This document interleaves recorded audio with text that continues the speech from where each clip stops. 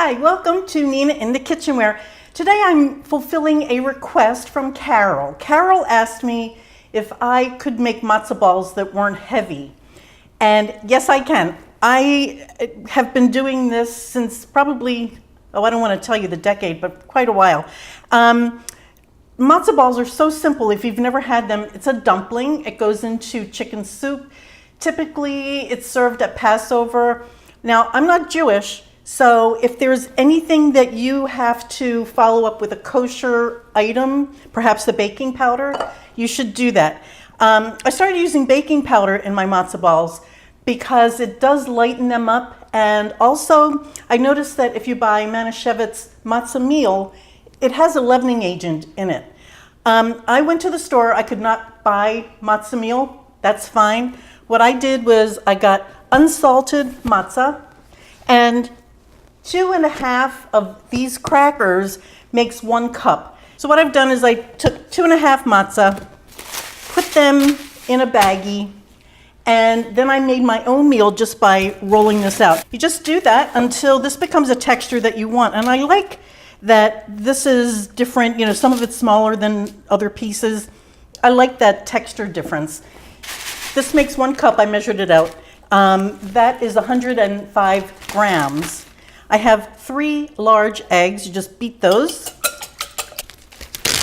In goes the matzah.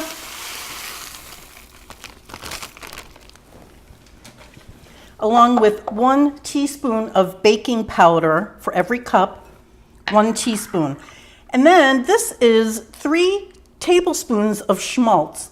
Schmaltz is really delicious. It's chicken fat. You take it from the chicken that you purchase. It's usually in the cavity of the bird, but you can find it on chicken thighs as well. You melt it down on a very, very low heat and you get this. So 3 tablespoons goes in. If you don't have that, you can use a flavorless oil like a canola oil, grapeseed oil, any vegetable oil will be fine. So that goes in, and then this is 1/4 teaspoon each of salt, white pepper, I just like that flavor, that's optional, and 1/4 teaspoon of garlic powder, not garlic salt, garlic powder. And that goes in. Now, I didn't get out to the store to buy fresh dill. I prefer dill, but this is about a heaping tablespoon, I would say, of parsley, chopped parsley. I like that fresh herb flavor in here. You just mix this all up. This goes into the refrigerator for anywhere from, probably 1 to 2 hours. And what happens is the matzah gets hydrated with this egg mixture, and that's when we start making matzo balls. You can see this is now, instead of being eggy and sloppy, it's very solid. I just took this out of the fridge, and here we have a nice simmer on this soup. This is a chicken soup that I made, and all that I do is take matzo balls. I like using these dishers because every one is the same size, and I just drop them in. If you'd like, you can put them in your hand. You can do it this way, it doesn't matter. But I like them about that size.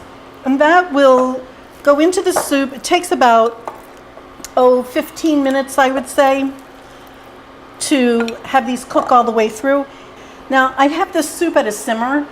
I'm going to put the lid back on, and I like my matzo balls done in the soup because it picks up that chicken flavor. It's delicious.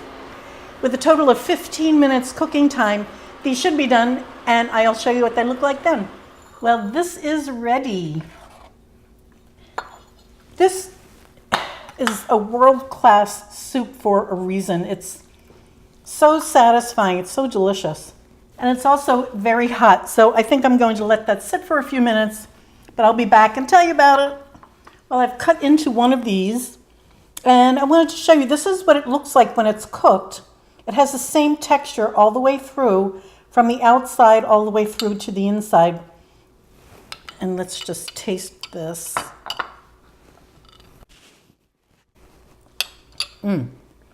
Jewish soul food. It's so satisfying. It's so delicious. I hope you try this recipe. I don't think you'll be disappointed. Carol, thank you so much for the request, and I hope you enjoy this. Thanks for watching, guys. Bye.